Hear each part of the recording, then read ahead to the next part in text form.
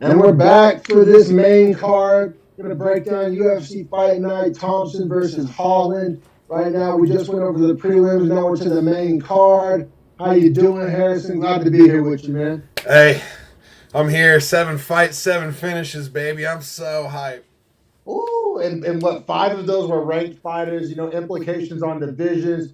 We got storylines, we got fallout, we got rankings effective, we got, I said, finishes galore. Yeah, and then as we go through this, make sure you shout out the bonuses. I forgot to note that Yeah, I down, got but you. I got them all. as I have a feeling we're coming up on one soon, but I don't know. I don't know how they distributed these. Pretty much all of these were essentially, you could argue, were worthy of bonuses. I think the two that you get makes sense, and then there is a fight of the night, which I think you know what that'll be. Yeah, maybe. I don't know. Let's get to it. We got See, Nico that's a good Price. sign already. Yeah, no doubt, no doubt. We got Nico Price minus 120 fighting Phil Rowe plus 100. Phil Rowe's a freak for the division, 6'3". He did miss weight, came in at 173 and a half. 2.5 pounds. We don't love that, but it's all right. Well, you don't love it for a guy who's 6'3", right? Right, because then it's like, man, like you're too tall. Like how much weight can you actually cut if this is where you're at right now? Also, though, I do want to say Phil Rowe would get fucking shit hammered at middleweight. So, hey, do what you got to do to make 70. Cannot be middleweight. Not who he is. No, for sure. But yeah, Nico Price is a dog. He always puts on exciting fights. It's been a while since we've seen him fight, so I was excited to see him back in there. And like, this is just that fun matchup, right? You kind of got just like striker versus striker in a way. You got this fight was going to be exciting, and it was. It lived up to the hype. Yeah, great fight, man. I mean, even though Rowe missed weight, whether that be like one of those like intentional, like I'm going to feel good, miss weights, or like whatever it might have been. He needed to win that. Like he has some L's, so that's what makes me question it. You're right. Right, and he honestly landed the more impactful shots. Kind of had Nico Price hurt in the first round with about a minute to go. I scored the first round 2 Rowe because of that. I thought he had Nico Price hurt more and did more damage round 1. Yeah, I mean, honestly, I think that is even underselling it. I think he hurt Nico Price like 3 or 4 times in that first round. He landed a flying knee. He was putting it on him. I mean, Nico was able to recover well enough and fight back enough I didn't have it at 10-8. I didn't even really consider it a 10-8. But that shows you how wild of a round it was. Because I had Nico Price getting wobbled like 4 times, but he would recover, he would fight back, he would land his own shots. Like, it wasn't a 10-8, but Phil Rowe looked about as good as you can look at a 10-9. Yeah, that's exactly how I feel about it, right? It's like Price fought back well enough because he's so damn tough that like definitely kept it 10-9, but like if that's a lesser fighter, a less tough guy, probably 10-8 maybe, you know what I mean? If Price can't fire back with that volume. Now, in round 2, I still scored it to Rowe once again. I will say Price won the volume battle, but Rowe was landing clean shots, got the 2 takedowns, and really didn't take a lot of damage from all the volume that Nico Price was throwing. His volume was crazy, but he wasn't landing the cleanest. At least not yet. I think that sums it up pretty good. Yeah, you're right. Phil Rowe won the damage battle on the feet, even if he didn't win the numbers battle. He won the damage battle on the feet. And then when it got to the ground, Phil Rowe took the back. I thought that rear naked choke was decently close. I mean, he was threatening with it. It was a meaningful submission attempt. Kind of factor that in a little bit. I agree. 10-9 Rowe and 2. Round 3 was fucking bananas. Yeah, the first 2.5 minutes, Nico Price pretty much put the whole gas tank on the floor and just went for it. Had Rowe hurt, but I think literally gassed himself out. He had Rowe hurt bad. Like I thought we were defense. Like I thought we were about to see Rowe get like drop knocked out. Yeah, no, it was. I was going crazy because we had just watched Nico Price lose 2 rounds, and he comes out in round 3 and starts beating the dog shit out of Phil Rowe. The ref was like looking in, like he was like leaning in, like he was like Phil Rowe move or defend. Yeah. Yeah. Like this fight was a nut hair away from being a Nico Price knockout win comeback. But Phil Rowe holds on, and then he was able to get his own finish. Right. After it all, Nico Price is so exhausted that Rowe still standing there, still like, okay, well, if that's the flurry, here we go, and starts returning shots. I mean, just gets Price to the point where Price is just, I mean, he's getting beat up, but he's exhausted too, man. Like, he really can't even defend because he's just giving everything he can in 12 and a half minutes rather than 15. I think the fight gets called with, what, a minute to go, minute and a half? Yeah, 3:26, so a minute and a half, yeah. So, essentially, Rowe just beats up Price for the next minute after that first half of the round. Gets the stoppage. Good win for Phil Rowe. He needed it. Nico Price, on the other hand, kind of going to be a middle-of-the-road kind of a guy. If he loses one or two more in a row, maybe he gets cut. Like, he's starting to fall to that level, which is unfortunate for him. And Rowe kind of still stays in the middle, too. This is one of the one of the less impactful fights of this whole main card, but it is impactful of both these guys' careers, like, exponentially. Exactly. Phil Rowe loses this one. He's maybe looking at getting cut. Right. And then you're right. Nico Price, there's a long layoff, and he puts on exciting fights, but he loses some, he wins some, and it's tough, man. It's tough whenever you haven't earned the benefit of the doubt, right? Like, you're still, like, you stack up enough wins, you can your career can withstand a loss streak, but you can't have a loss streak in your first, like, 5 fights. You know what I'm saying? Yeah, I'll be real. If Nico Price does eventually get cut or whatever, I can see him, like, going somewhere else and having success, or going somewhere else, stacking some wins, and eventually making his way back. Because he's a talented guy. He's a dog. Like, he's a fighter. Like, he's like your fighter's fighter. You know, like, he's tough. He doesn't quit. He has a chin. I mean, there's a lot of things there to like about Nico Price. I mean, he's but there's dangerous also on his back. He has great cardio. He has a great attitude. So fan favorite kind of a guy. Yeah, very kind of marketable. Yeah. All that being said, though, he's got to win the fights. Yeah, exactly. And I didn't realize this. This was a 3 knockout streak for Phil Rowe. So, I mean, he's starting to really put it together. 4 wins, 3 KOs. Good for Phil Rowe. Yeah, and I mean, like I said, Nico Price is not the biggest name in the world, but it's not some, like, prelim can that nobody gives a shit about. Like, he's in that, like, medium tier of, like, name value. So, yeah, great win for Phil Rowe. Obviously, he's a matchup problem for, at least in one area, for literally anyone in the division. Yeah, that length is hard to deal with for all those guys. Now, granted, he needs to make his weight. He does. He's not eligible for a bonus here because of the weight miss. You're right. I forgot about that. And I know this was damn near fight of the night worthy. Like, I mean, I know it wasn't, but I mean, this fight was fucking amazing. Super fan-friendly fight, very entertaining, fantastic way to start the main card.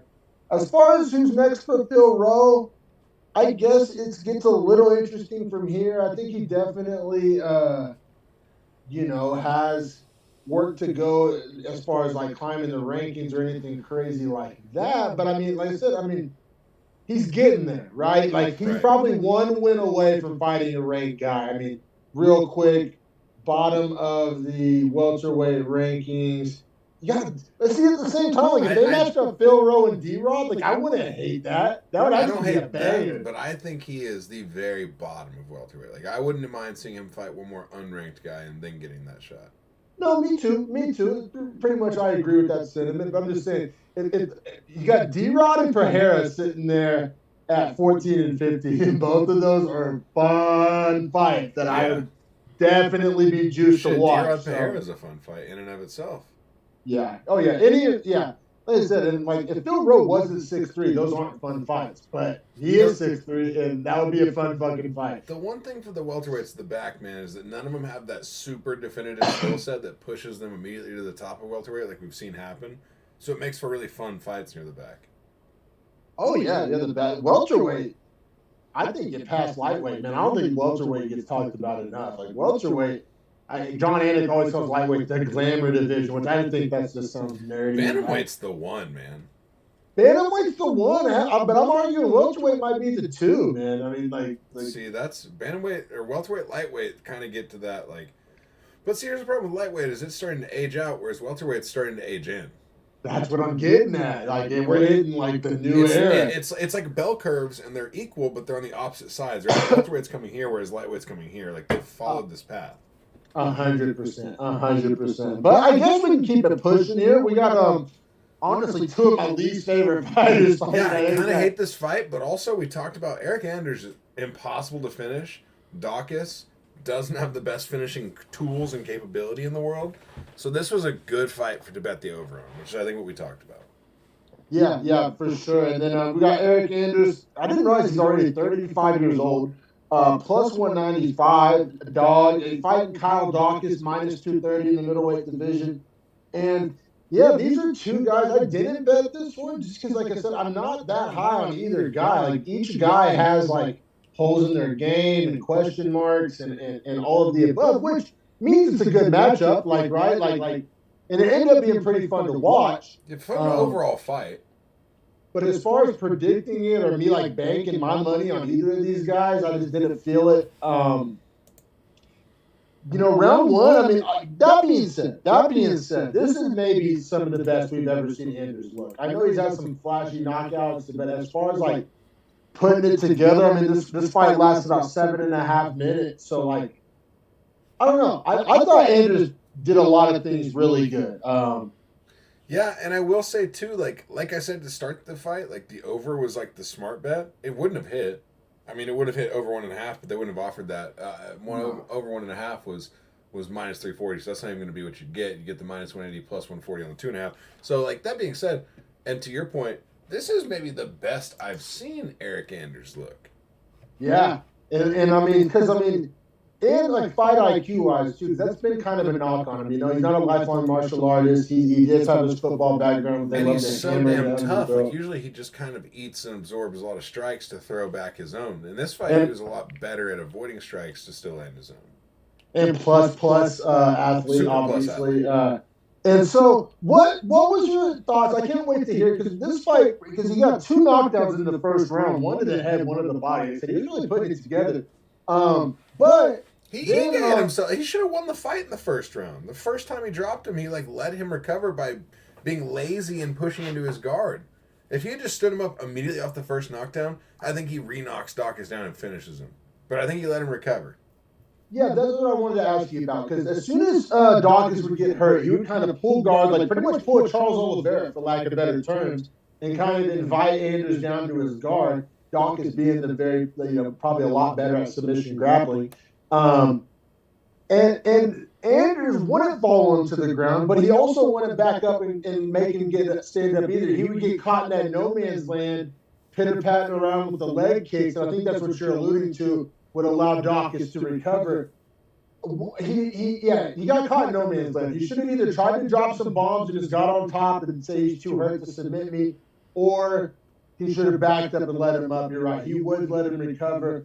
But what's your thoughts on Dawkins trying to like pull the Charles Oliveira when he's not Charles Oliveira? Like, I don't know. I definitely didn't like that. I mean, if you're Dawkins, what else are you gonna do?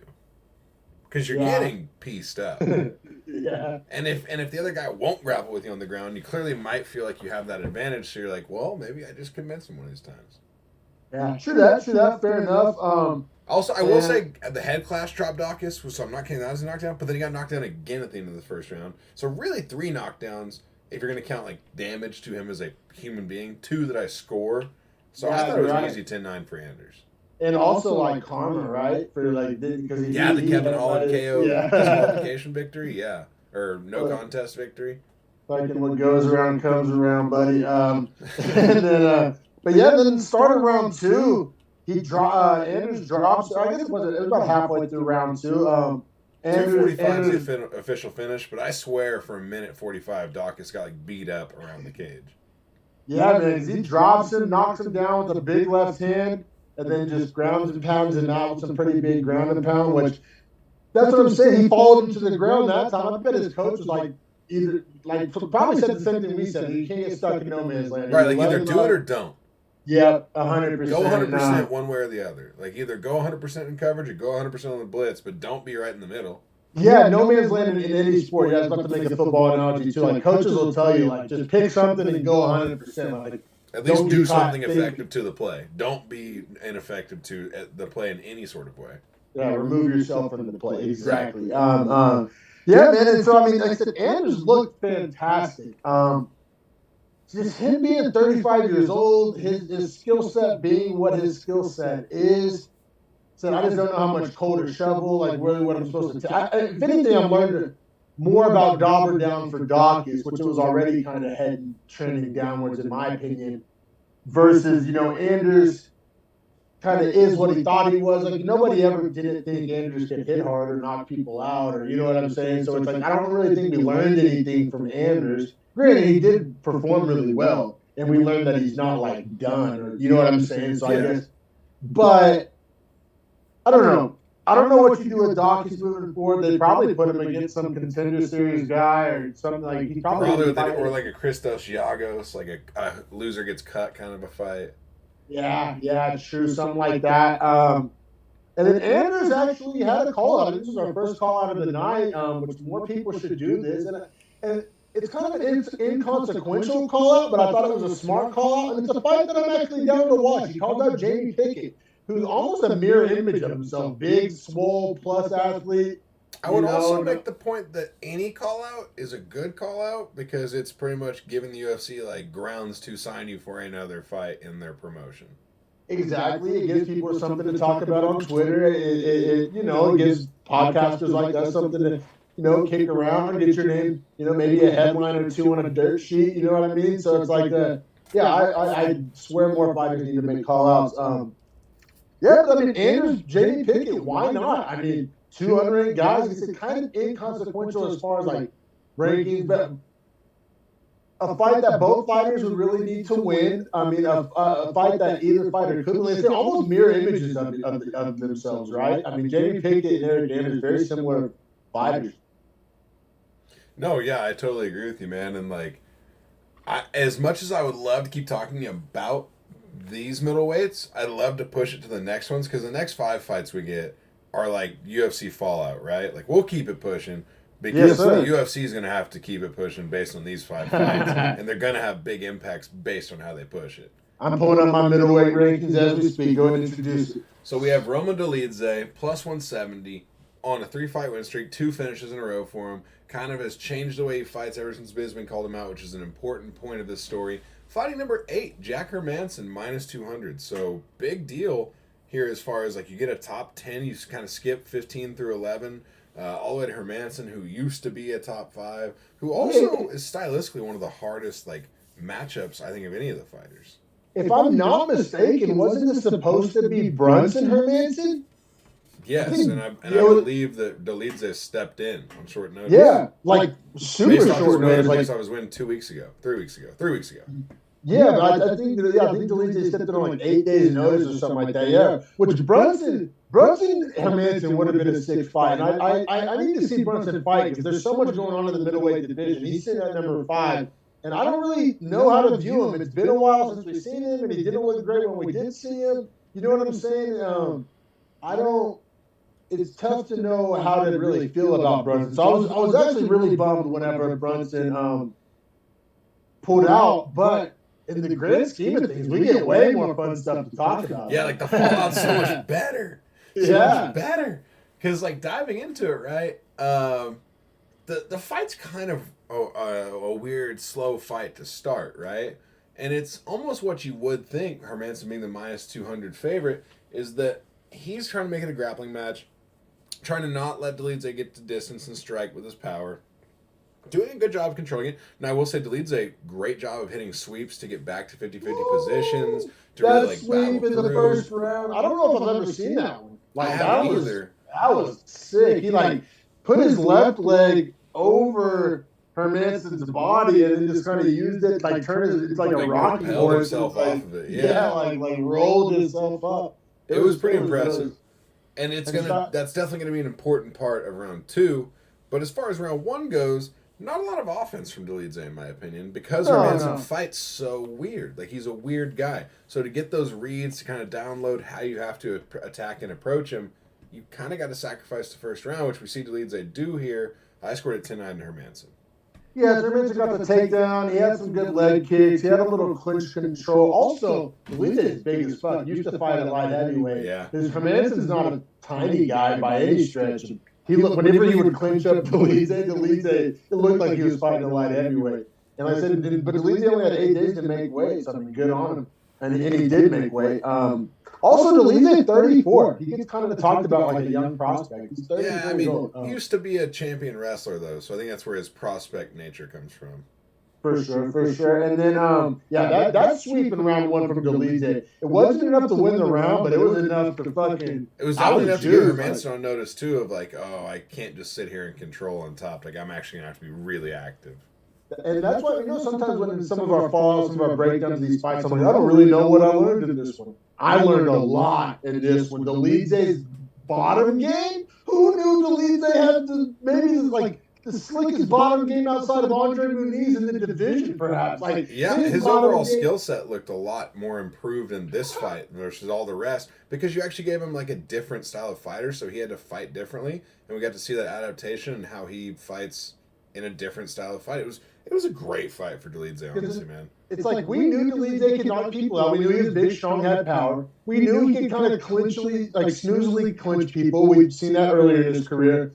Who knew this guy had a bottom game? Like, right, with like sweeps and like attacks. Like, and speaking of it, like we'll go ahead and round two, right? Because like the sweeps are there defensively in round two or round one. Now what we see in round two is Delize starts doing a better job of fighting at his range, making Hermanson be uncomfortable. So then Hermanson is pushing for the takedown, finally gets it 3 minutes into round two, so had to work for forever to even get it, right? So Delize already was fighting a better round.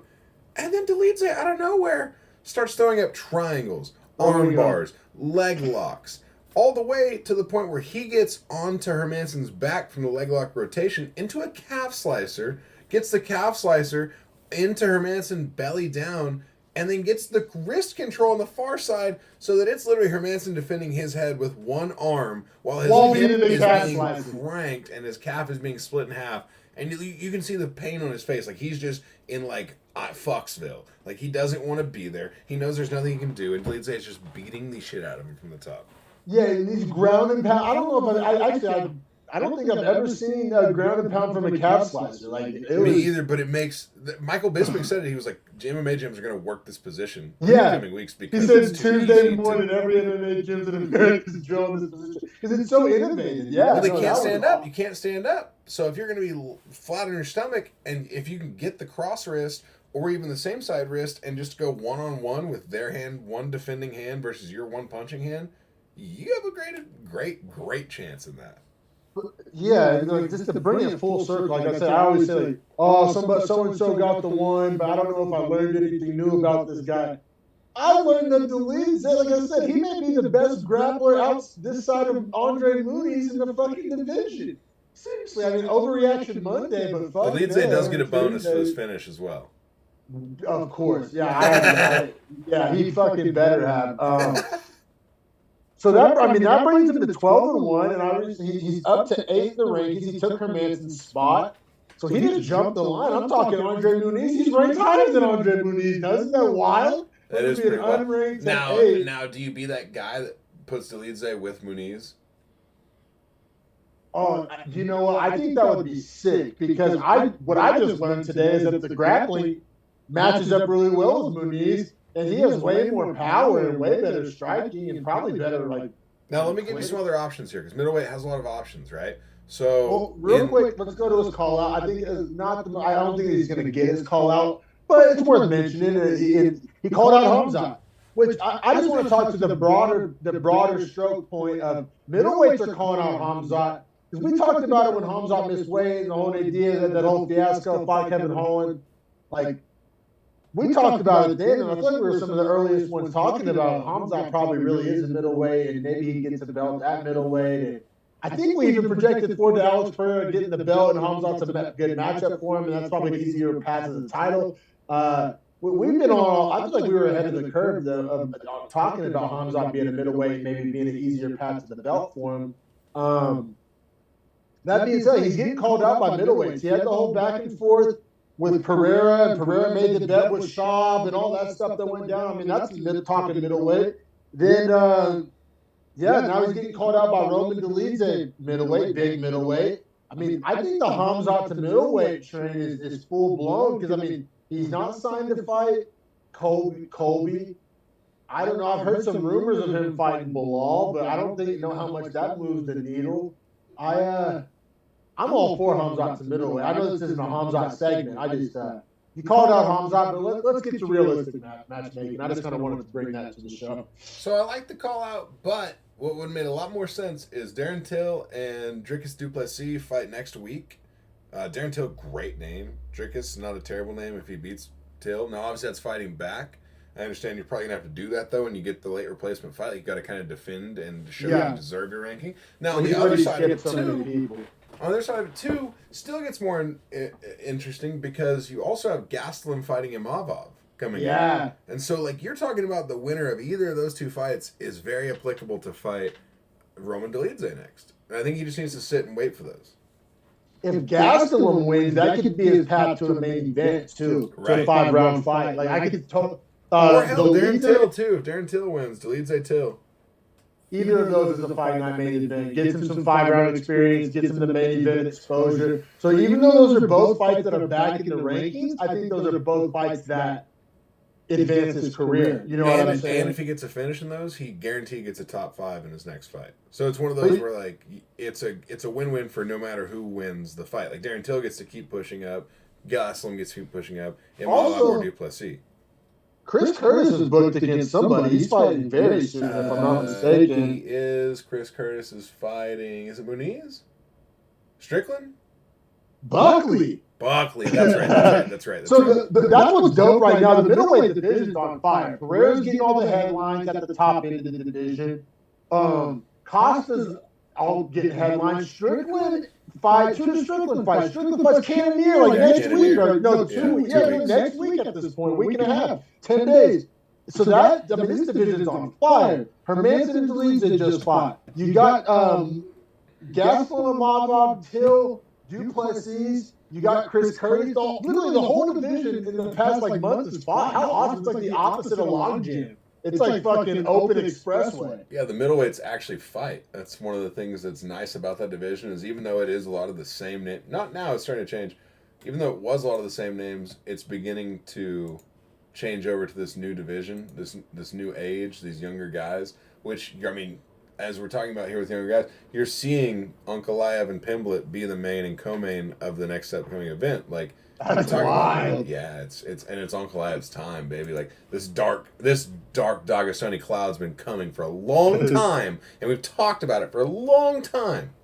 Yeah, no, for sure. Yeah, dude. I mean, Brunson's going to get passed up, and Vittoria's ass. Both of they better fight somebody soon, but they're running out of the people to fight. But I imagine the winners of some of these fights we just laid out.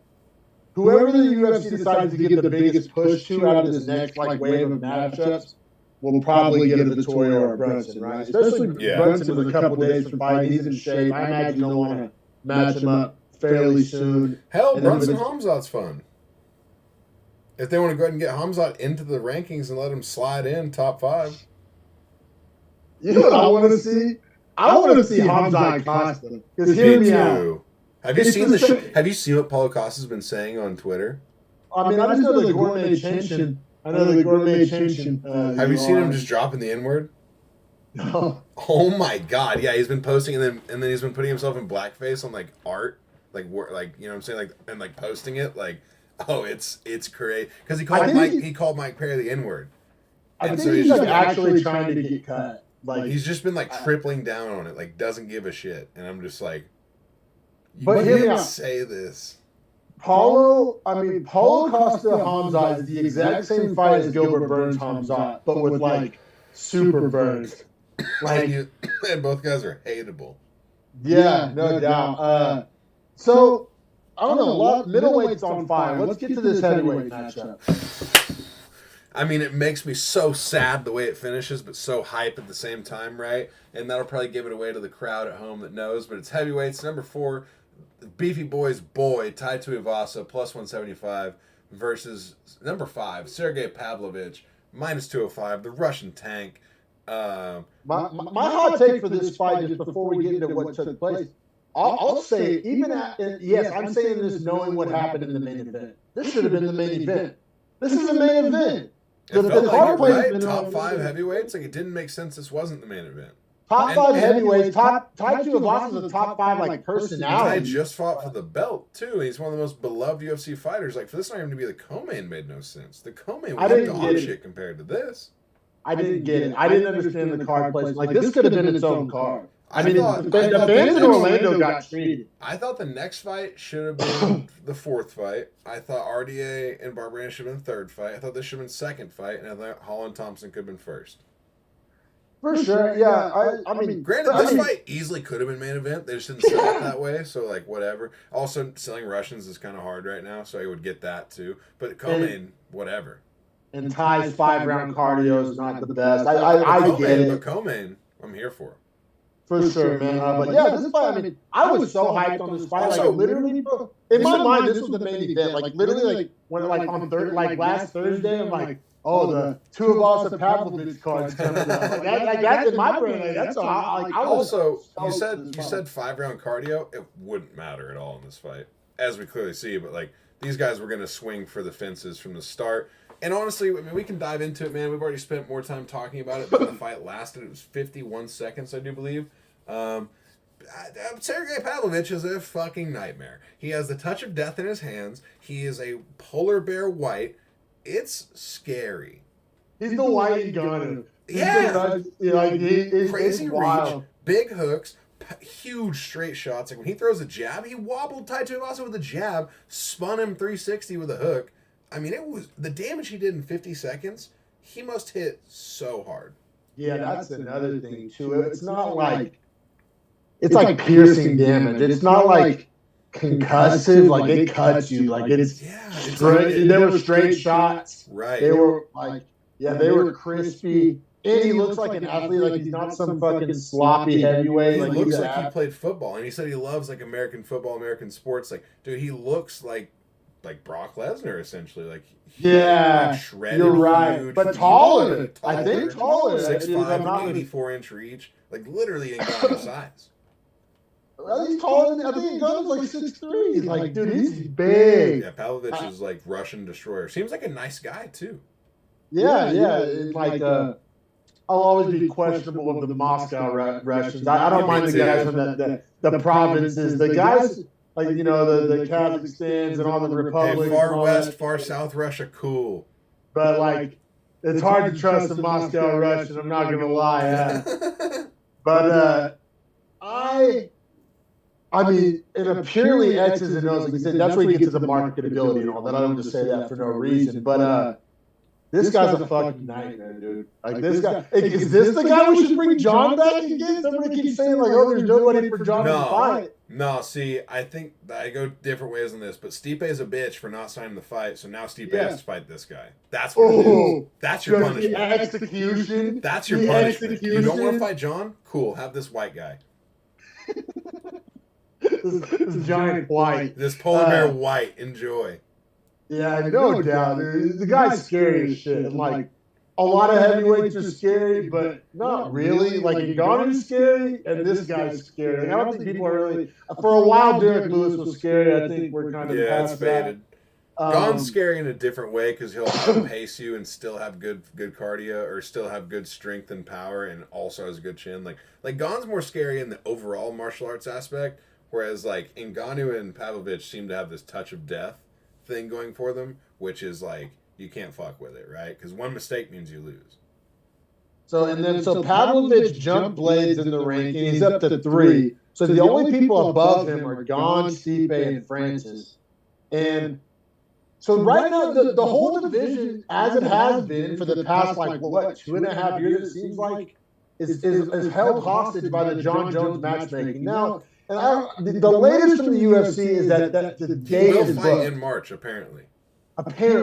Now they're saying if it's not against Ngannou, it's against Blades. Like, I don't know what to do with that because that sounds like that could all fall apart. Like, solid matchmaking falls apart all the time in the UFC. It sounds like, you know what it sounds like to me? It sounds like Blades has said to the UFC, "Hey, for X number, I will step in and fight if Ngannou will not." And the UFC said, "Cool." And they went to Francis and said, "If you don't sign this for this, Blades has already agreed to fight." I don't even think it's an X number thing. I think you're right about Blades calling and wanting to fight. I think Blades it's like a wrestler's honor thing. Like it's like every like I think Blades wants to see who's like the best wrestler. I really do. I think there's like an element of that. Also, it's not going to be a wrestling match for Blades. It's unfortunate that he feels that way. And then also, I think what the UFC is dealing with is like obviously Jones and Ngannou, business wise, money wise, selling tickets, selling pay per views. That's been the fight to make for 3 years. That's what I'm saying. This has been going on for 3 years. Been a dark cloud over the division. But it's also shit to get off the pot time. So it's like they'll probably like deal with the Blades, Jones. Like they and if Ngannou doesn't fight soon, they're gonna just take his belt. He should have to begin with, especially like with. But honestly, you know what? Ngannou should have pulled a year. You know what I mean? Yeah, just relinquished it. But he's not signed to the contract of the UFC. Like, he fought his last fight against Gane and refused to re-sign, which is very atypical of a champion. And so now they're sitting here trying to have to re-sign him to a fight deal and sign him for this next fight, which is, like, troublesome to begin with because he wants to fight Tyson Fury in boxing. Hey, can UFC fighters eat a fucking dick and quit fighting the best boxers on earth? Stop. It's fucking ridiculous. It's fucking ridiculous. This is like if our best baseball players are like, I'll go play cricket. Like, hey, good luck, man. It's a different fucking sport. Yeah, and it's I get Ngannou wanting to make $100 million. Like, he's not going to happen in the UFC. However, he should just probably, he's really making it take longer. He's not seeing the forest of the trees. If he would have came back, fought like 2 more times in the UFC, just retired, and then going to take a boxing match at like 38, 39 years old. You know what I'm saying? The sunset. Just walk away $40 million in his pocket. Exactly. But now he's trying to have his cake and eat it too, and now he's going to end up with potentially neither. Right. And it's just, he should have just fought 1 or 2 more times, defended the belt, whatever. Even if he loses his belt, he has the softest landing spot of all time in a mega boxing match and all the money in the world. As his retirement. You know what I'm saying? But it's also like a loss of focus, right? Like we saw with Usman. Like you start talking about boxing and wanting to fight like the best boxers on the planet, you clearly are disregarding and discounting the guys that are lurking below you. And like this guy, like Sergey Pavlovich, he's fucking lurking.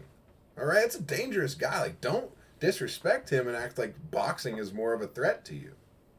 For sure, man. It's like yeah, Stipe, I'm the Stipe defender on this show. He lost me. Like, I'm over it. Like, turning down fights this long and like after the DC Chronicles, like for the last 5 years, you can't get Stipe to sign for more than 1 fight a year. Like, it's fucking embarrassing.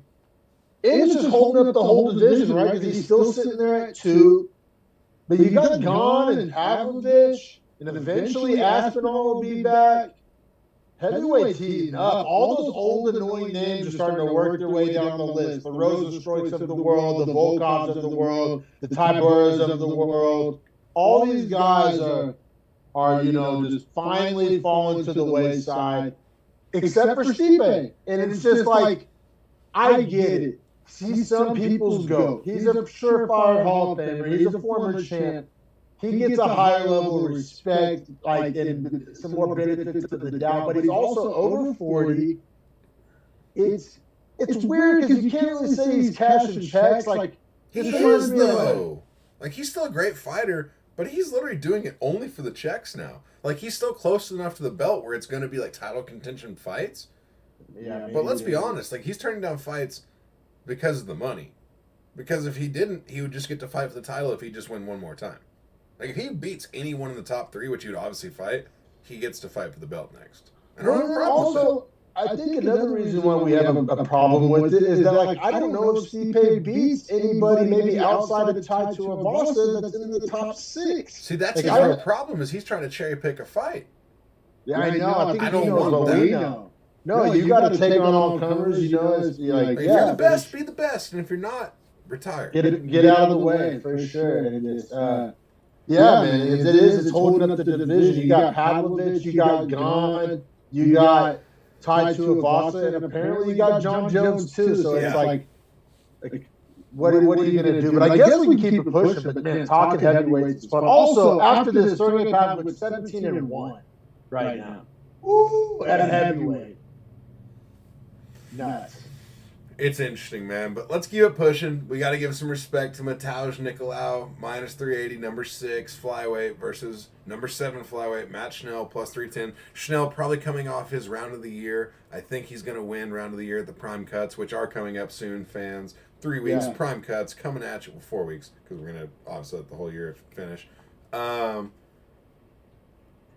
mean, yeah, Schnell, fan favorite, right? After the win over Sumo Darji, the craziest comeback of all time, pretty much knocked down 5 times, and then turns around, gets the knockdown himself, then gets reversed in position, then gets the triangle choke off the wrong side, but it's just, I mean, a bloodbath, great fight. So, my thing is Vegas didn't give a shit about that. They didn't. Which I thought, credit to Vegas, they had this fight pegged. They did have it pegged, for sure.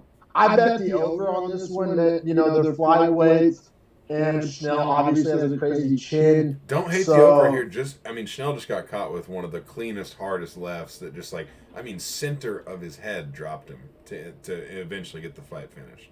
Yeah, for sure. Well, we don't necessarily have to go round by round. I mean, Schnell, really the only thing he did good was pressured pretty decent, but when you're fighting a counter fighter that's pretty much letting you pressure, I don't know how much credit I can really give you for that. And obviously he has a crazy chin and he ate some shots. But Schnell, unfortunately for himself, found himself in a matchup nightmare, which is he needs someone that's going to come forward and bang with him, because he's not necessarily a counter striker, but he is he likes to trade, be in the pocket, throwing shots, dodging shots, landing shots. If his other opponent won't go into that range with him, he'll hang his chin out there and let it be picked apart by long counters, which is essentially all you saw Nicolau doing. Yeah, that's precise. That was a great breakdown, bro. Nicolau's so fucking fast. I mean, all flyweight ranked top UFC fighters are fast. This guy's like the classic. He's so fast, he makes fast guys when he's not fast. Like, seriously, against other flyweights, he always has the speed advantage. It's really nuts. Like, he's a true, jitterbug in there. Like the Darren Sproles of striking. Like, he's just so fucking quick and small. And, the counter game plan, which everybody knows he's going to counter strike, and he still, wins and is effective with it. It's almost like he's like the flyweight Izzy, dude. Like, he's quicker and more precise than the people he's in there with. It's really impressive. Now, what I really have looked at is Nicolau's now number 5. I think with that win over Schnell, I think what you have to say for him next is that he was number 6, defended the ranking, and went up 1. He has to fight inside the top 5 now, right? So for sure. So then you have Moreno is going to fight Figueiredo, blah, blah, blah, blah, what the fucking ever with that fight. So realistically, a Pantoja, Car France, Royval. What do you like most? I think Royval's booked against somebody. I don't know who. Amir Albazi, I do believe. Okay, that fight's pretty sick. So we'll go ahead and take him out. Which, you're right. It leaves Car France and it leaves Pantoja. I love the Pantoja Nicolau for the next challenger up kind of a fight here. Yeah, because in all fairness, now Kai Car France is a better version of Matt Schnell, but I think it looks kind of similar. I think it's because Kai Car France is going to walk forward, look for the big shot. He's a knockout kind of fighter. Pantoja's a lot more slick, with the leg kicks, the grappling probably a little bit better than Car France.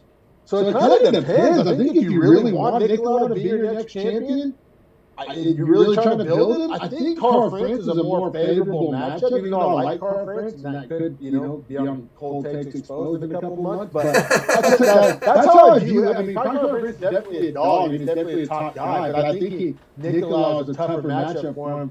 Like I said, if you really want to test him and you really want to make the best fight you can make, I think it's Pantoja. I think Pantoja is the number 1 contender's fight to be made. And then also, though, from a business perspective, I think Kai Car France probably has the biggest brand out of all 3 of those names. So if you want big, See, and that's going to be the argumentative problem for this division is name value, because the UFC has fucked themselves by letting Moreno and Figueiredo fight 4 times. I agree. With Car France being in there once in between it all, because now those two have a chokehold in the division. The loser, it's hard to say, gets anyone but Car France. And so Cara France is now kind of tied up with it because he's at least entered the conversation. And then you have all these other guys that are very skilled, very technical, very deserving, but can't get above those three. You know what I think the UFC's banking on? I think maybe if they're playing chess, not checkers here, I think they're saying you're tripping, Harrison. Makai, we already got Makai. The next guy's already here. Look, I don't disagree, but they got to do it right. Like, where's Makayev? 14. Like, he's going to have to win 2 or 3 more. Like, they're going to have to. Maybe not, though. Like, one more, like for example, like, say, like a David Dvorak. Just dog-walks him. Sumo or even like a. What if they matched him up with Perez? They've been rushing these Dagestanis, bro. Like, I don't know. I mean, that's the thing. Another, like, I have an interesting question for you. Not even a question, really more of a statement. I'm pretty sure outside of Moreno and Figueiredo, the only guy who's ever had his face on a poster is Cara France. No, that's what I'm saying. That's exactly what I'm saying. Is the UFC has like locked themselves in with these 3 guys being the faces of their division, and they've spent no resources on anyone else that could be coming up. Because you're right, there's talent. There's talent. Royval's about the only other one that you've ever seen them build the name on. And that was kind of a swing and a miss. Exactly. If we're being honest, like, that's probably the wrong guy they put the juice behind. Yeah, bro. I mean, because Pantoja is as talented as anybody in the division. I mean, that guy's a fucking stud. The lower end is fun, though, because I like me some Albazi. I like me some Sumu Darji. I like David Dvorak. Manel Kopp's fun. Jeff Molina's fun. Makayev's fun. Ulan Beckham. Like, the bottom 10, the bottom 6 are some guys. Like the next guys are here, but you're right. They have to market them. They have to let people know about them. I completely agree. Yeah, they just haven't allocated the resources properly into this division, and that's the problem with this fight being third on this card, and why we think it should be back 1 slot, is they don't build these guys the right way. But you could argue that's what they're doing here, right? I mean, are trying to, attempting to do. But and I swear this isn't even being facetious. If Mateusz Nicolau walked in here and kicked me in the nuts right now, I wouldn't be able to tell the police who did it. Like, also would think he's from Germany with that name. Seriously, bro, like, it's I don't know. A Brazilian with a German name? What do you think that means? Yeah, I wonder what happened there. It's interesting, bro. I mean, it's interesting, but also like not interesting because like they won't because they don't sell it to you. Yeah, for sure, bro. For sure. It's like a personal interest type of fight, which is fucked because they're selling you this fight, which will have a crazy amount of fallout to it. And if you want to introduce it, we count this as a ranked fight, of course. We got RDA. If you need me to say his name, this probably isn't the show for you. We got Rafael Dos Nachos. Dos Nachos, minus 520 favorite, 38 years old, 7th-ranked lightweight, fighting up a division at welterweight against Brian Barberena, plus 410. And I struggled with how to even be excited with this fight, because on one hand, it's a fun fight. We like when UFC does fun things, right? Clearly a matchup problem. Clearly a matchup problem. But what I'm saying, why did this fight get made? What were these guys fighting for? Like, it doesn't make any sense. Like, if RDA was going to fight up into welterweight, you think it would be because he thinks that that's his clearest path to a title, or like, do you think there would be, because at this late in his career, 38 years old, like I said, a lot of miles on those tires, and it's like taking fights just to take fights. Like, what was this fight supposed to get him? Barberena, I get it. If you're Barberena, you have a decently sized name, but your brand is growing. People are kind of getting behind you. RDA was the biggest name Barberena was going to get. He's coming off a win over Lawler, so he's stacking up these big names. I totally get why it made sense for Barberena. You got to fight a smaller guy. Like, it made a lot of sense for Barberena. I just don't understand what was necessarily on the line here for RDA, or like I said, in a vacuum, it's fun. It's one night only. It's whatever. And I was glad to watch it, especially for free on a fight night. I just couldn't make sense of it. You know, I like to approach these things. I love to pretend I'm a matchmaker. Do you have any conceivable, like, you know, what do you think they were doing? I have one thing that they thought they were doing, and RDA did it. He did it, right? Because here's the one thing they could go for. You need Conor to come back. He's fucking 195. He'll never fight 55 again, as we always talk about. Yeah. He had a fight booked against RDA for his lightweight belt 7 years ago. RDA ranked inside the top 10 in the same division that Connor's ranked outside the top 10 in, but still would like to eventually get back to, perceivably. So, you let RDA take a fight at welterweight, and you're literally giving him a fight he can win, so he can try to coax Connor out to fight him at 170, to get him a fight that 1 has name value, 2 is extremely winnable for Connor, and 3 lets him start to get his weight back in order. I like that. I like that because I'll be real. I was perplexed. I guess I was playing checkers, not chess. I was like, what's going on here? But that does make a lot of sense. Because RDA dominated this fight. Like, I don't think it was even close. No. I mean, round 1, he took him down pretty quickly and easily. The triangle was in deep, even though Barberena was able to breathe and not tap. And then he just controlled him. Like, wasn't that competitive of a round. And then round 2, he comes out and just pretty much out-grapples him again. 3 trip takedowns. But then he just kind of finished him with a neck crank. Slides to the back. Gets onto the chin and is just cranking so hard Barberena eventually has to tap. Can't peel the hand. Which we knew Barberena couldn't grapple with RDA. So as soon as RDA made it clear that he was able to make it a grappling match, which, I mean, it looked like minus 520, you know what I'm saying? See, that was the thing is, like, why is this fight even made? Like, it's very obvious one guy has a clear matchup advantage. I think it's for all the reasons I listed. You get Connor to come back to a fight that's easy for him to win. Both guys have name value. Easy sell on a pay-per-view as a co-main. Yeah, no, I actually would like to watch that fight, right? It makes sense, like, because Connor doesn't need to be fighting the top guys of the world, which even includes Poirier, obviously. And let me ask you, I'll be real. My number 1 choice would still be Michael Chandler, though, like, as a fan. I don't disagree, but let me ask you this, just in perspective, right? Let's say you get Ngannou Jones March 23rd, and you also get McGregor RDA as their co-main. I don't think you could, because he hasn't interviewed Sauter yet. It has to be 6 months. 4 months. That's up for debate. I think he just re-entered, though. Did he not just re-enter? I thought as of like a week ago he did. I hope he's not getting tested right now. I'm pretty sure he just re-entered, So we're not going to see him for 2 years, is what you're saying. I don't think we'll see him till a lot of people are saying you won't see him till June. Fair enough, but I see where you were going with that. I think Connor needs a lot of time to prepare for a fight. Like, but I mean, if it's a fight against RDA, not as much as all the rest. Also, I don't know how. I mean, RDA has a down in RDA. Is that like you think that's fair? I mean, bro, I'm saying stylistic wise, not talent, not athleticism. Stylistic wise, is Connor that different than Barberena? I mean, like just sharper, just way sharper. Way sharper. That's what I'm saying. I'm skill level, talent higher, but matchup style wise, it makes it harder for RDA to get the takedown when he's eating such crucial counter shots. You're not wrong, but also if RDA gets Connor's back, that's it's a wrap. Quick. So it's not like inconceivable. You're acting like this is a slam dunk like Cowboy Cerrone matchup. I don't see it that way. No, but it's way more competitive than Cowboy Cerrone, and if that was a main event, why wouldn't this be at least a co-main? Also, very true. Very true. I don't even think it'll be Conor. I think if they make Conor RDA that headline pay-per-view, I think we're paying $75 for that. I mean, fair though. Like you're talking about like RDA. We've talked about his tapology before. Literally just only legends for the last 20 fights.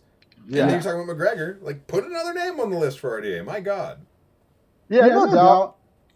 I still would rather see it be Chandler. And I think Chandler looks better at 70. Like, I think he's a bigger 70-pounder than RDA. And I think it would be funner. Like, as I said, if RDA is going to be trying to take the bag and take him down, that may not be the most fan-friendly fight. I mean, it could easily be a big knockout for McGregor, and obviously that's what everybody wants to see. But Chandler McGregor, it's Chandler Gage, it's the same thing. It's Chandler Poirier, it's the same thing. We love that movie. No, I just like. It's funny you say that. The reason I laugh like that was I was thinking what about the quadrilogy Poirier McGregor at 170? Just let him get his fourth shot at him. Nah, it's kidding, of course, but McGregor's not fighting 155 again.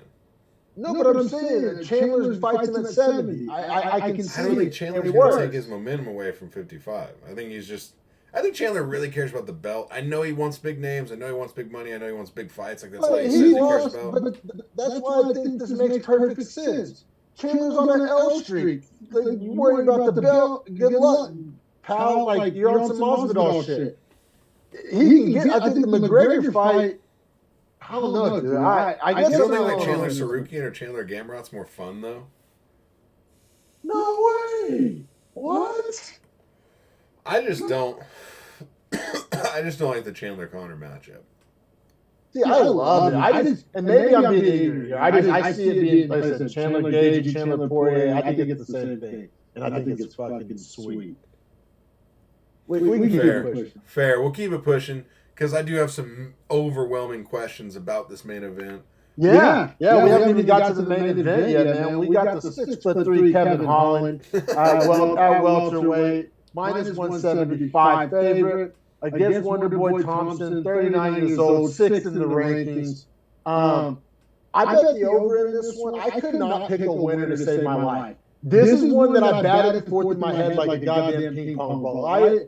Because whenever this fight first got announced, I was like, Kevin Holland, lock it, all day. I was more in line with Vegas. Which this line used to be much bigger. I think earlier in the week I saw it at minus 210. And then I was like, wait up. Wonderboy is going to get outstruck by Kevin Holland? Is that what you're telling me? I was confused too. Minus 175 didn't make sense. I thought the odds were flipped by accident. I was like arguing with myself in my head. I said my knee-jerk reaction was like, oh, Kevin Holland, he's going to beat up the old man. He's a dog. He's bigger. Blah, blah, blah, blah, blah. And then I was like, wait. He's going to beat him up where? Grappling? He doesn't do that. Yeah, that's what I'm saying. Like, he's going to out-kickbox Wonderboy. It's like, no, he's not going to do that.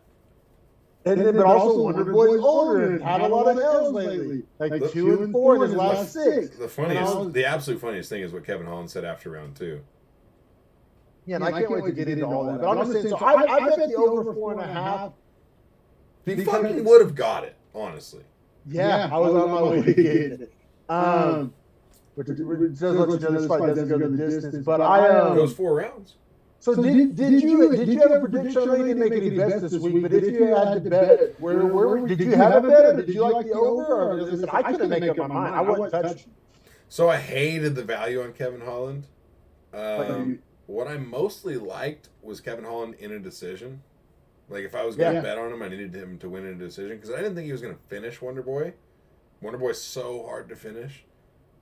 Such an elusive striker. Now, I will say I thought Kevin Holland would definitely be able to land some clean shots, put Wonderboy in trouble, and then if he was able to get on top, wouldn't get off of him on top. That would have been my fucking flaw in my betting.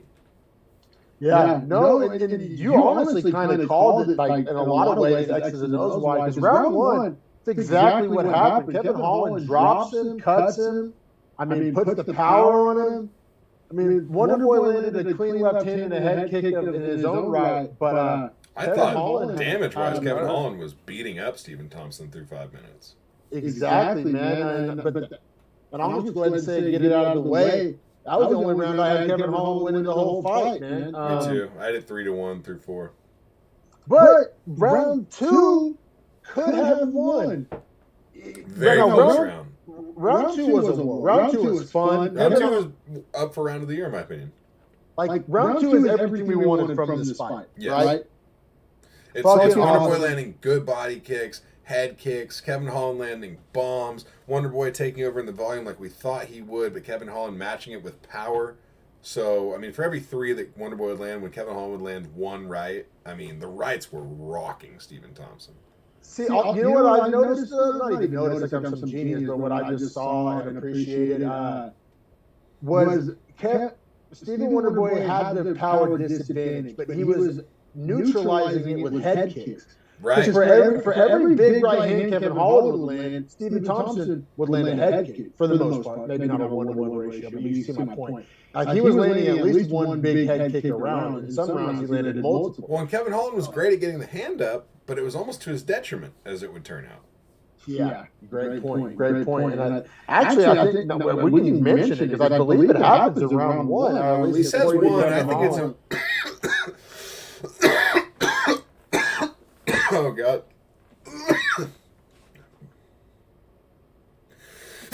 There it is. Oh my God.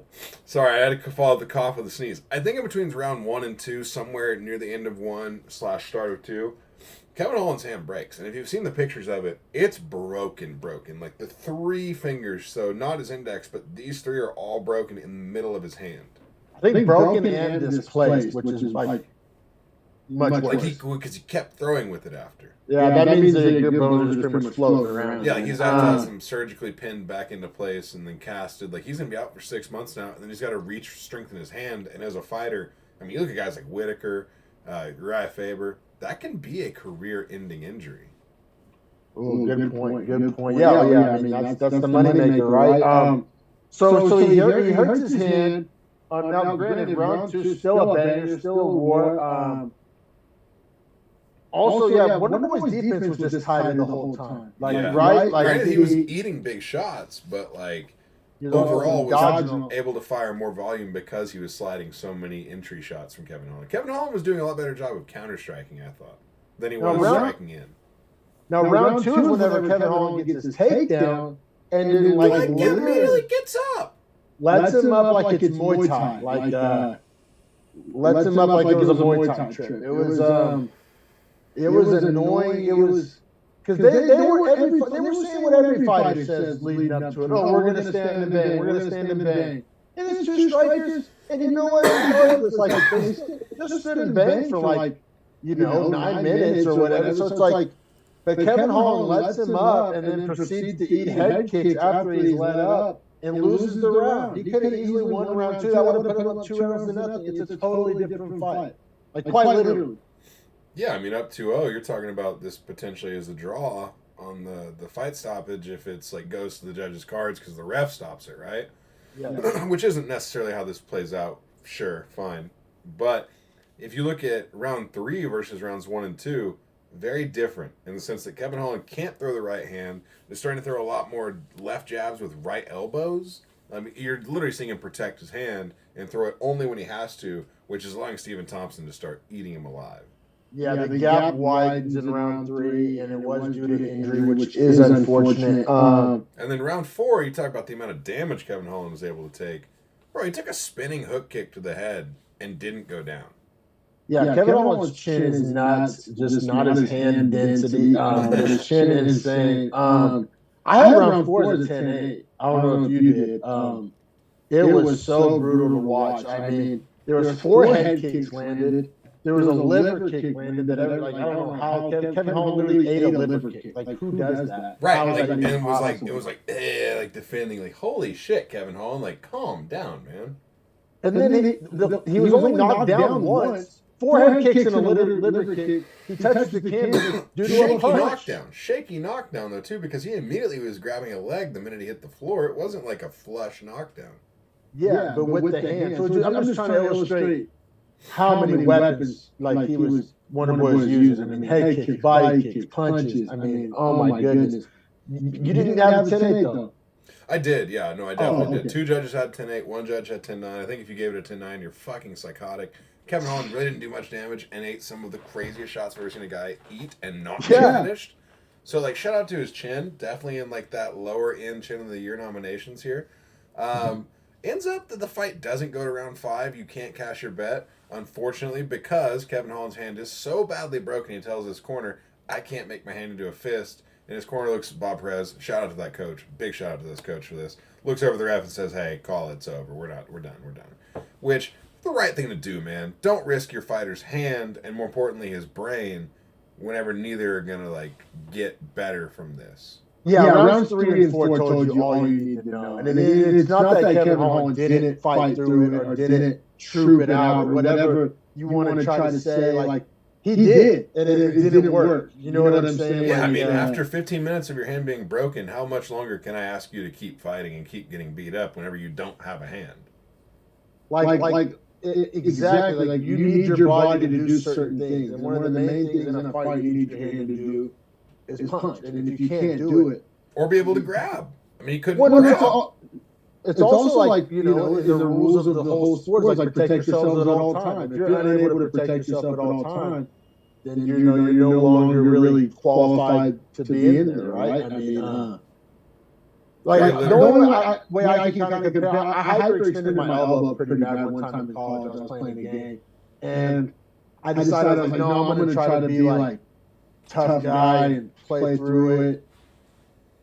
And then until a running back was running right at me, and I was like, I can't use my arm. Like, what am I doing? And I was in there one more play, got like trucked, and like I pretty much pulled Kevin Holland. I was like, my mind's telling me yes, but my body's telling me no. Like, my arm just can't make this happen. I can't play linebacker if I can't tackle, and I can't tackle with one arm.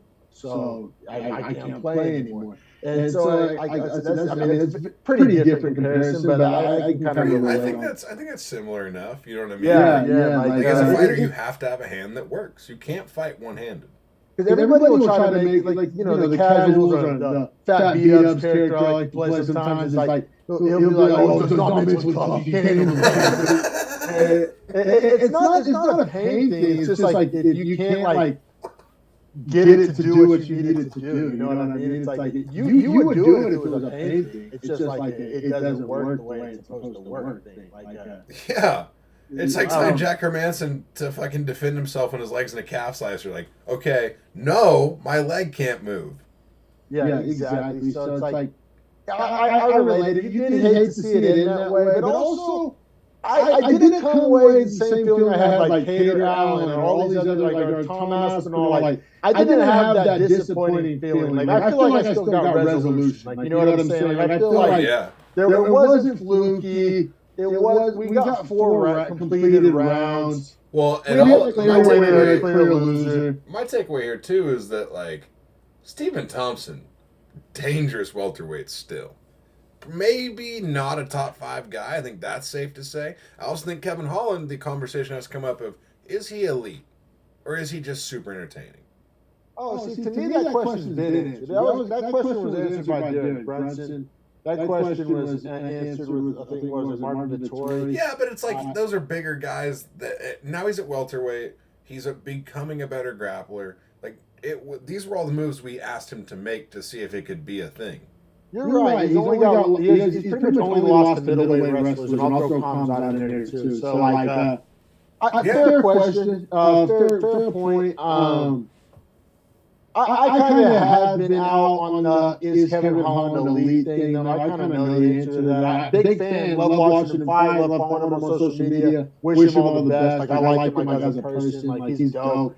I am fun dude. And then for Wonderboy, I think the UFC feels the same way I feel. Like they didn't move him up at all. Granted, I don't know if like you can't really move down Burns or Muhammad or Shemaev. So I get why he didn't move up. Jeff Neal is right behind him. Well, Neil Rachmanov's coming up in like 2 weeks, a month. Ooh, I forgot that was. And I think the winner of that just fights Stephen Thompson. Although you've already had Wonderboy Jeff Neal. You've already had Wonderboy Jeff Neal. Now Wonderboy Rachmanov is a great fight. Is it though? I don't know. I mean, it's a clear shot for Rachmanov to get a finish on number 6 and make it where he has to fight a top 3. And Rachmanov's deserving of that. And then because it's the welterweight division is so grappling heavy. I mean, you got Sean Brady right there. I mean, you got. I mean, in the top guys, you got the Muhammad's, the Covingtons, and the Usmans of the world.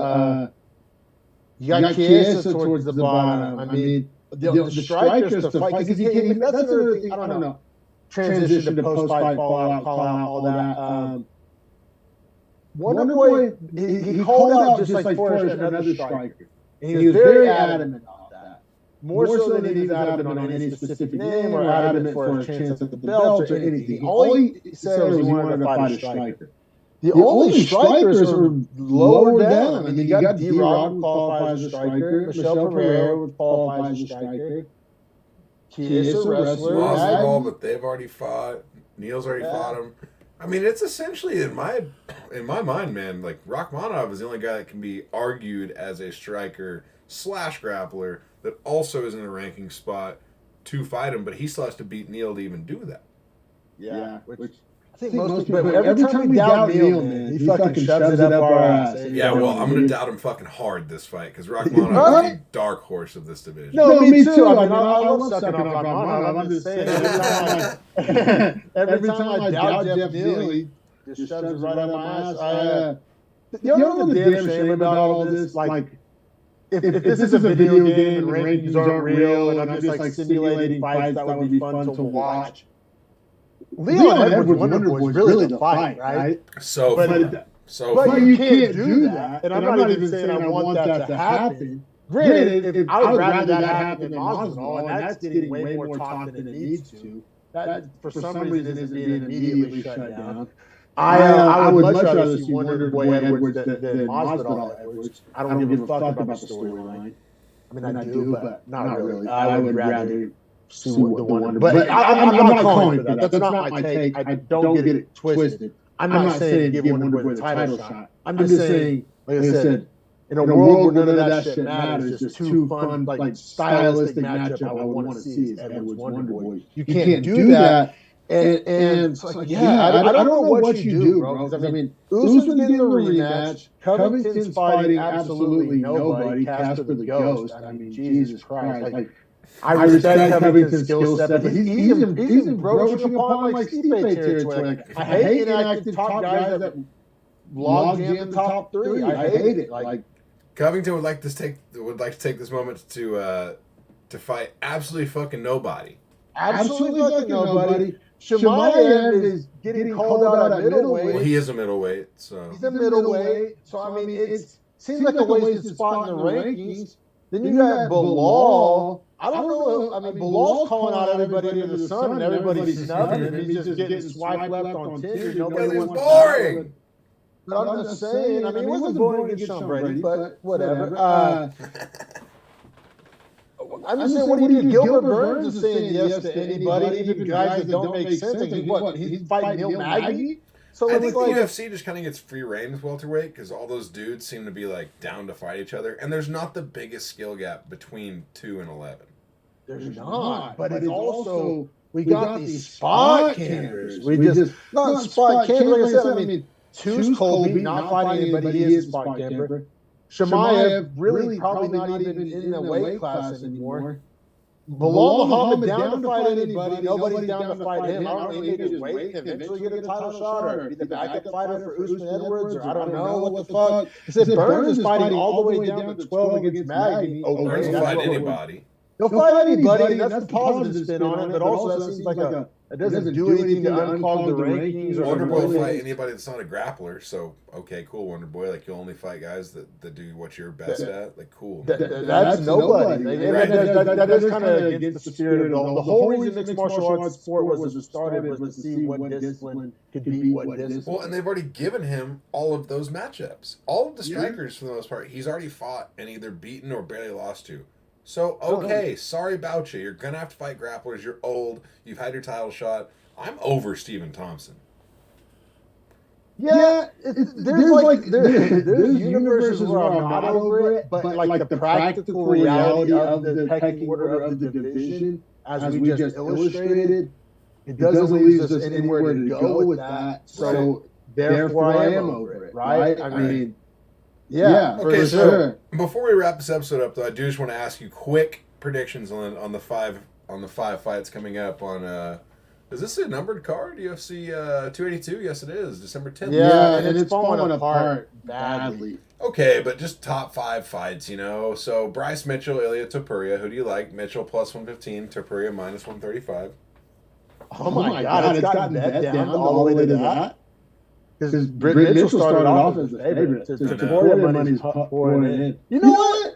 Especially at plus money? Because we're factoring that in. You know, like football shows will do like the winner and then the against the spread pick. This is like the with the money line factored in picks. Just setting context. You're giving me plus money on Bryce Mitchell. I'm taking it. Are you just going to take him by sub, though? If I had, I don't allow myself to go down those rabbit holes to the sports books I use on off of those props. So kind of a waste of time. So under, though, under 2.5? If Mitchell wins, Does it show that number? I mean, if I can get it all depends on the number. If it makes it worth my time. Oh, I got numbers for you, my man. Yeah. What's the under on that? All right, let's see. The under on that one is where the fuck is this fight at?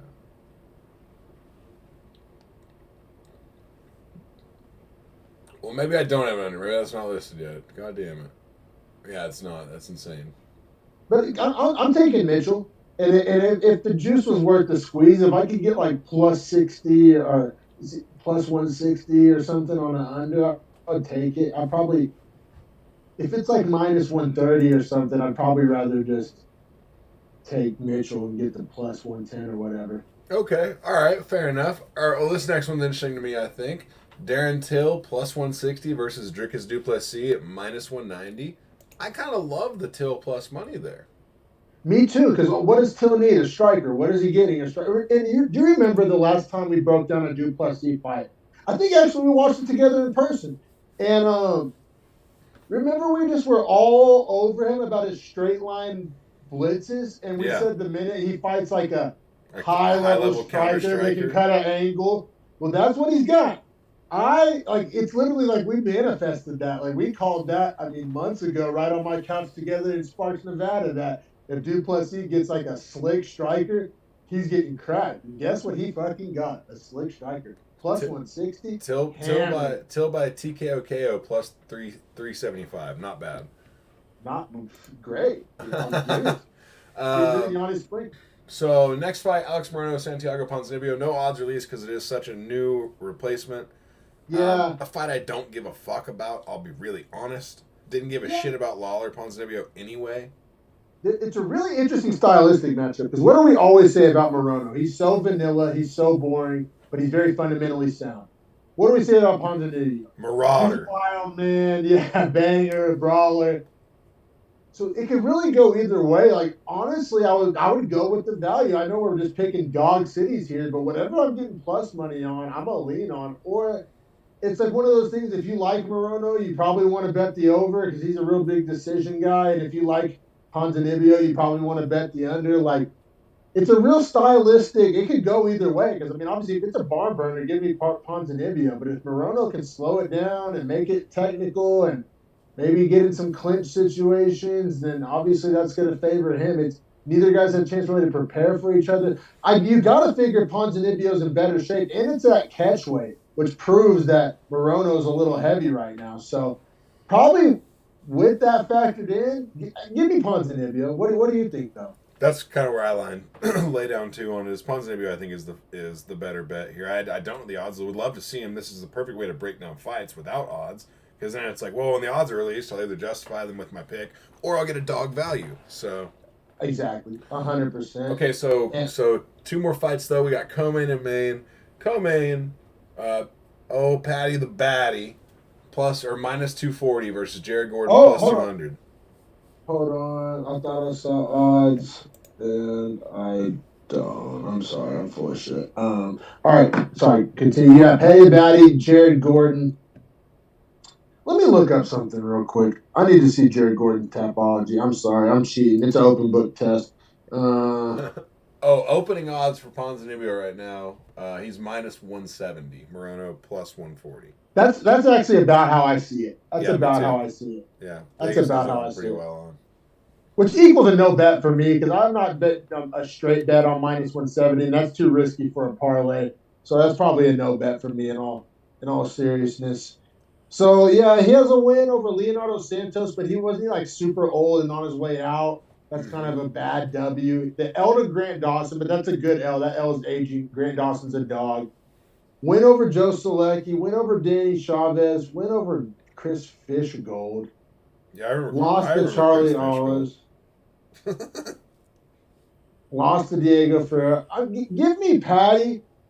But once again, I'm not a Patty dick rider. I just think this is another favorable matchup. I think Jared Gordon's kind of mid. And I think Patty will find a way. It's 3 rounds. That being said, though, Patty gets cracked, and Jared Gordon hits harder than the past guys that have cracked him. So if you like Jared Gordon, go ahead and just bet the by KO and just get all the value. But I wouldn't necessarily recommend that. Give me Patty. What's the odds? Minus 240 on Patty, plus 200 on Gordon. Not That's bad in the exactly parlay. Not bad. no. That's exactly how I feel. That's exactly how I feel. That's minus 240 Patty mirrors my exact feelings on it. But like I said, I'm not a Patty dick rider. I just think they keep giving him these matchups. And I don't know why I don't like it. I kind of liked it for Sean O'Malley, and I don't like it for Patty. So maybe I'm a hypocrite, whatever. I'm kind of annoyed by it.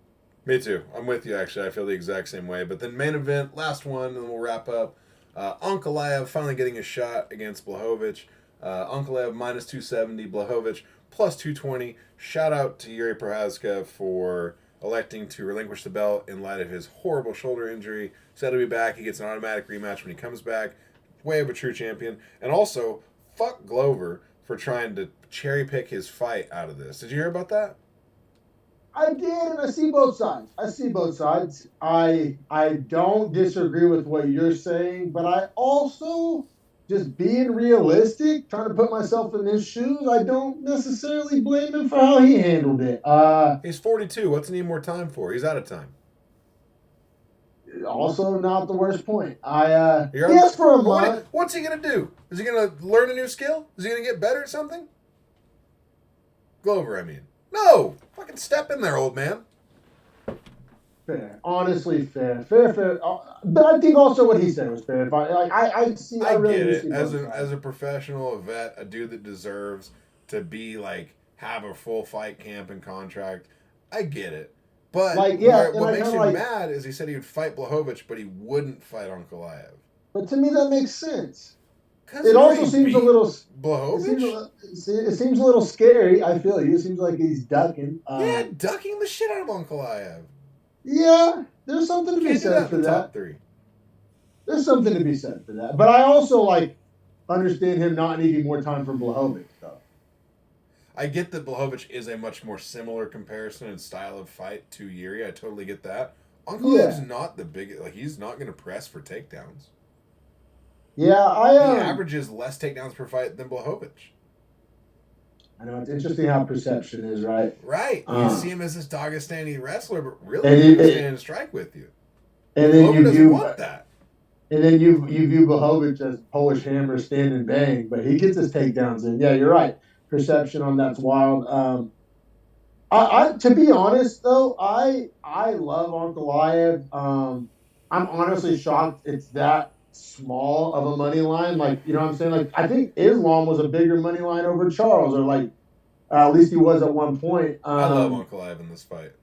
I think that's decent value. I'm just trying to think about what I'll parlay. If I'll do a co-main parlay, I want to love that. Like I said, I'm not just super bullish on the Patty pick, but I don't hate the Darren Till plus money with Patty Pimblett and Ankalaev. Just those three straights. Because it's minus 270 minus 240 plus 160. You're probably going to get 10 times your money on that. So if you bet 10, you probably get 100. And I think all three of those are very reasonable results. Very reasonable. I think I'm not going to tempt, because I tempted the moneyline gods with my double dog parlay, and I should have bet Michael Johnson straight. And I'm not going to make the same mistake 2 weeks in a row. I think I'm going to bet Darren Till straight, and then parlay the main and co-main. What it's looking like, but I also might be a scumbag and get in the weeds and find me a prelim fight to parlay in. I mean, there's some other juice, like Joaquin Buckley minus 150. You have fucking. I kind of like TJ Brown at minus 105. It sounds crazy. Or you also have Rosenstruck minus 170 over Chris Dawkins. I like that one too. Yeah, I like that one. Too. But maybe that's the three-legger. Patty, Rosenstruck, and Ankalaev. That could be a fun three-legger for sure. I think Lungi and Bulla's getting plus money. He's getting good plus money against Shabazian. You know we hate Shabazian. Yeah, Lungi and Bulla plus 250. Plus 250. He's a physical freak. I could see him ragdolling Shabazian. I could too. Shit out of him. Yeah, literally getting him in a bad spot and just punishing him. I do like Buckley too, though. I don't see a scenario where Chris Curtis beats up Buckley. I don't. Me either. But man, that pretty much is going to wrap up the episode. You know what I mean? We got UFC 282 on the horizon here, 5 days out. The embeds are going to start coming out tonight for anyone that's hardcore like us. So feel free to dive in. You get to watch Patty. Or I believe they started coming out last night actually. So tonight's going to be episode 2. But I mean, you get the in-depth look at Patty as the co-main of a pay-per-view. So you actually get to see his fight camp, his preparations, his final weight cut. Which, dude, if you haven't seen the first episode of Embedded, you got to go watch it. Like the dude's. Oh, I haven't. It makes no sense how big he is. That's great. Yeah, I'm going to go watch it right now, man. Have a good day, brother. If anybody watching, check out the rest of the videos on our channel. We're here every week, every card, every fight. And hit that subscribe button. We appreciate anybody who took the time to watch. And I appreciate your time too, brother. Thanks for chatting with me. Yes, sir. We'll see you guys next week on the Beefy Boy Breakdown.